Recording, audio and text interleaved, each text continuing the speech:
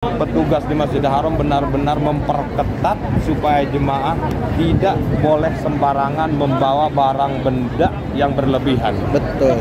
Sebagian besar yang diperiksa ketika akan masuk ke Masjidil Haram itu ibu-ibu. Jangan karena kita niat ibadah untuk wakaf Al-Quran, beli Quran 100 biji, 200 biji, kita tenteng ke Masjidil Haram, itu tidak boleh. Tidak boleh, betul. Tidak boleh. Jadi caranya bagaimana? Assalamualaikum warahmatullahi wabarakatuh. Jumpa lagi bersama saya Tony Al-Barakat, dan video kali ini saya ditemani El Bahar. Halo. Kita berada di area Masjidil Haram, mau membahas tentang barang bawaan yang tidak boleh dibawa masuk ke Masjidil Haram Oleh jemaah, oleh jemaah umroh atau siapapun. Barang yang tidak boleh dibawa ke Masjidil Haram itu banyak ya. Banyak. Ya. Harus kita hindari ya. Ya. Salah satunya ini nih. Salah satunya kita bawa koper ke Masjidil Haram sangat dilarang ya. Dilarang. Tidak boleh karena nanti akan ditahan di pintu ya. Iya. Ini bener-bener tidak boleh. Ditahan di pintu, dan banyak lagi barang-barang yang tidak diperbolehkan, seperti kalau bapak-bapak biasanya bawa rokok. Nah, Rokok itu kalau ketahuan dirampas juga dan dibuang ya. Masih mending kalau dibuang doang ya. masih mending kalau cuma diamankan doang barangnya, tapi kalau sudah diamankan dengan jemaahnya itu yang bahaya. Yang repot ya. Makanya sebelum itu terjadi kepada Bang Tommy Al-Barakat Lover, kita share dulu. Yang pertama, koper besar seperti ini. Sambil jalan yuk. Yuk. Koper besar kanan bro. Yang pertama, bawa koper besar seperti ini itu benar-benar tidak diperbolehkan. Kenapa tidak diperbolehkan? Karena mengganggu keamanan, kenyamanan jemaah beribadah. Iya. Karena size-nya besar ini. Sebenarnya jangankan masuk ke dalam Masjidil Haram, ke dalam pelataran aja ini sudah tidak diperbolehkan. Di tank seperti ini aja sebenarnya sudah tidak diperbolehkan ya. Dan bisa berbahaya juga bro. Bahaya. Bahayanya kalau kelihatan sama petugas, kita dianggap jualan bro. Kita dianggap jualan kalau buat koper seperti ini, dianggap jualan. Terus nanti kita ditangkap, diinterogasi. Nah, makanya itu sangat tidak boleh. Namun ini terpaksa. Muncul pertanyaan untuk apa namanya, Bro? Edukasi ya. Untuk edukasi. Sekalian mau dianterin ke jamaahnya. Ini bener-bener kosong. Kosong. Nggak ada isinya. Jadi naudzubillah, kalaupun ada pertanyaan nanti ini kosong. Iya.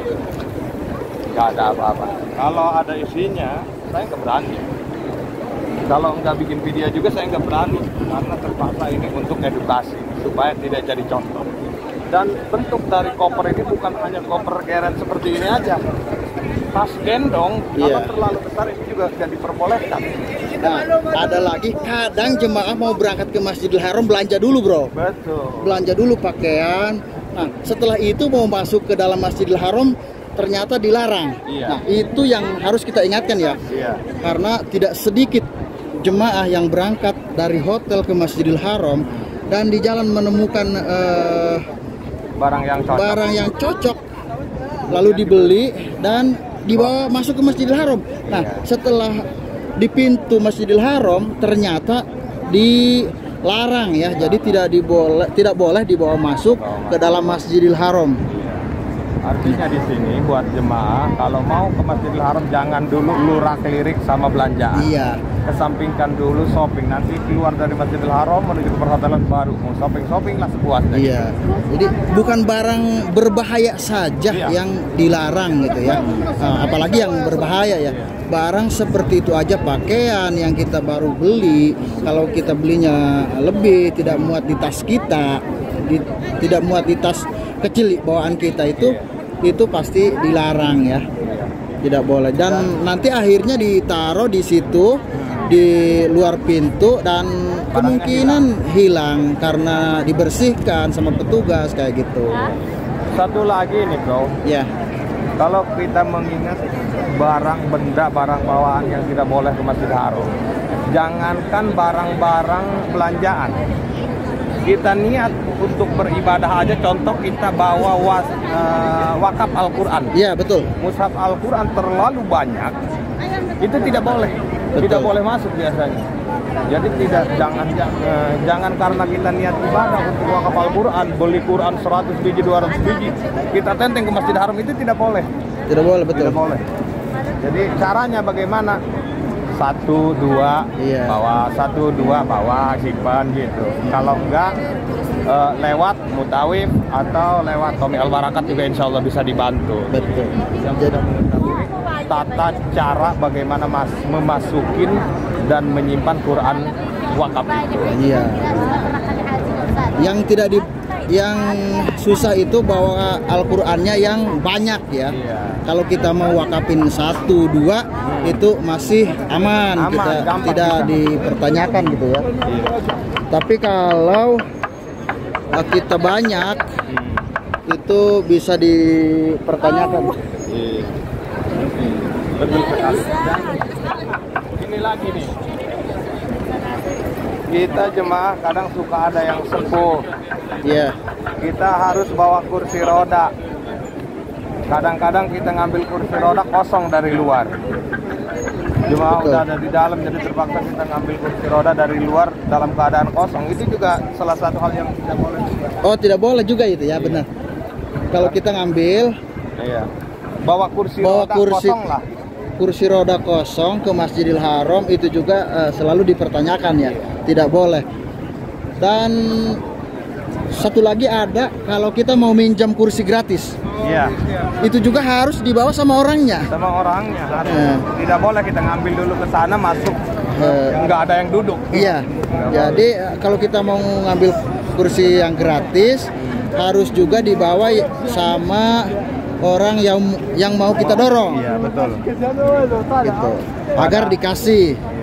Padahal secara pemikiran kita kan kita ngambil kursi dari wakaf Masjid Haram Iya. gitu. Ngambil kursi yang resmi. Tapi ternyata kalau kita salah menggunakannya itu tetap nggak bisa. Betul. Caranya ya seperti itu tadi yang Bang Tommy Al-Barakat sampaikan gitu. Allahu Akbar. Apalagi nih bro, situasinya seperti ini. Situasinya yang semakin ramai, semakin padat ini bakalan menyulitkan untuk jemaah membawa barang benda yang berlebihan ke Masjidil Haram. Iya. Nah, dari sini bakalan muncul banyak pertanyaan nih bro. Iya.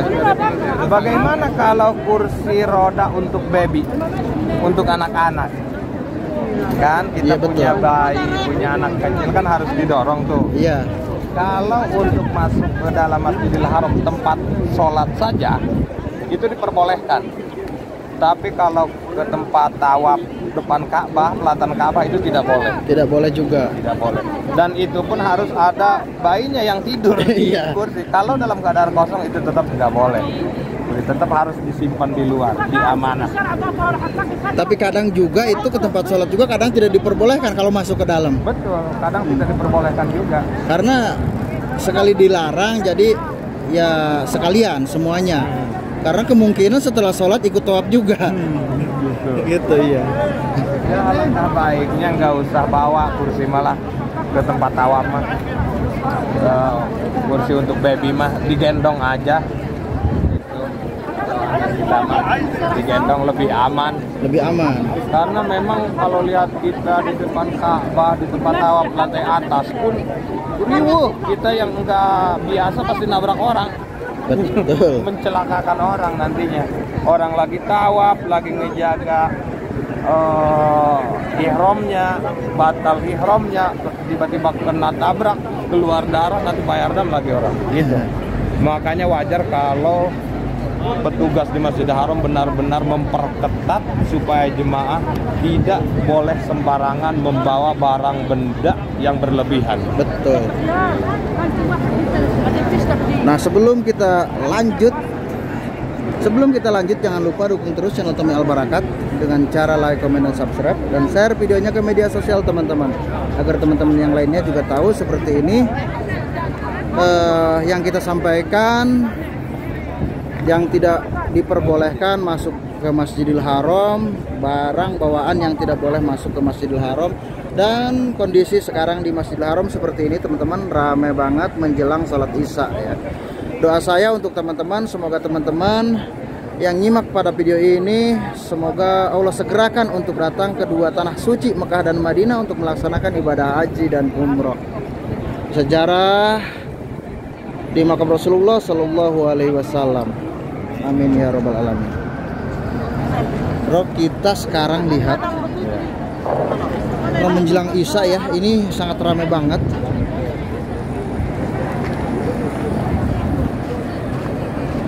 Jadi kita tidak bisa sampai ke sana kalau ramai seperti ini ya. Jadi kita menunjukkan ke teman-teman sampai di sini saja. Iya. Pembahasan kita tadi lanjut, Bro.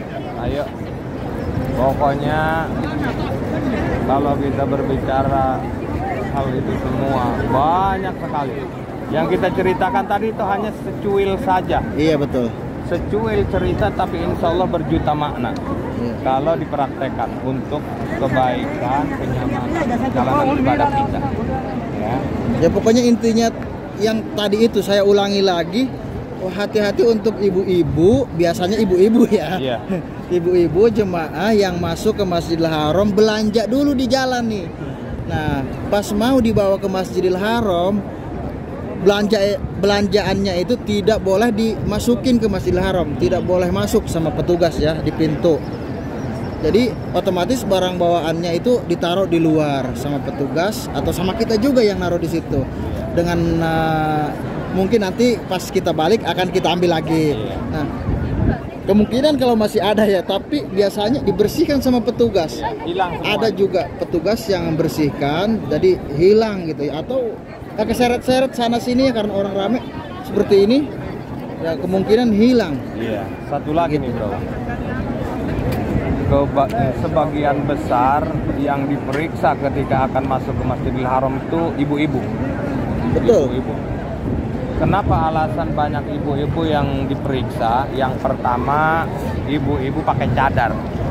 Betul. Nggak kerekam sama kamera. Betul. Jadi naudzubillahi min dzalik, ada seseorang ibu-ibu yang membawa sesuatu barang yang tidak diinginkan oleh para petugas di Masjidil Haram. Nanti susah nyarinya karena nggak kedeteksi wajahnya pakai cadar. Gitu.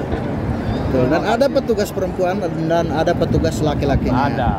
Makanya ibu-ibu tuh setiap masuk pintu mana aja selalu dilihat tasnya itu iya. sama petugas perempuan. Dan di situ muncul lagi banyak pertanyaan. Bagaimana kita kan mau umroh, kita nggak tahu di sana, kita suka bawa gunting kecil. Gunting kecil kalau ketahuan tetap nggak boleh diambil. Tapi itu sebagian-bagian kecil aja kalau hal-hal yang kayak gitu. Tapi kalau kita artikan, dari hal-hal kecil seperti itu bisa mengganggu perjalanan kita. Betul. Contoh kita bareng bersama dengan rombongan yang lain lolos, kita sendiri ditahan. Sebentar, itu akan repot untuk rombongan yang lain nunggu kita sementara macet keadaannya. Kita juga malu juga kepada teman-teman satu grup kita. Dulu saya sering melihat jemaah seperti itu. Iya. Kalau misalkan yang satu ditahan, jadi yang lainnya lolos, kan kasihan juga. Kasihan. Jadi dari video ini kita ingatkan ya, agar para jemaah yang akan datang ke sini itu selalu berhati-hati dengan barang bawaan yang akan dibawa para jemaah untuk masuk Masjidil Haram. Betul. Cukup kita bawa sejadah untuk masuk Masjidil Haram dan kepentingan yang sangat penting lah untuk ibadah. Iya. Oke, baiklah teman-teman. Untuk video ringan kali ini sampai di sini saja. Semoga videonya bermanfaat dan jangan lupa dukungannya untuk channel Tommy Al-Barakat dengan El Bahar. Sampai jumpa di video berikutnya. Assalamualaikum warahmatullahi wabarakatuh. Bye-bye.